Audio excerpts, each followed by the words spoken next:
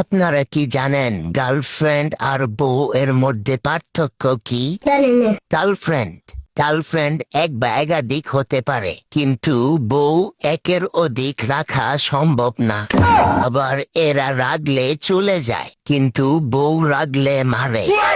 Girlfriend নিজেরটা ভালো লাগে, কিন্তু বউ অন্যেরটা ভালো লাগে। গার্লফ্রেন্ডকে বোঝানো সহজ, কিন্তু বউকে বোঝানো যায় না। আবার গার্লফ্রেন্ড কথা শুনে, কিন্তু বউ কোনো কথা শোনে না। গার্লফ্রেন্ডকে মনের কথা বলা যায়, কিন্তু বউকে মনের কথা বলা যায় না। আবার গার্লফ্রেন্ড হচ্ছে আনন্দের কারণ, কিন্তু বউ আপনার দুঃখের কারণ। আর এটাই হচ্ছে গার্লফ্রেন্ড আর বউয়ের মধ্যে পার্থক্য, ঠিক আছে?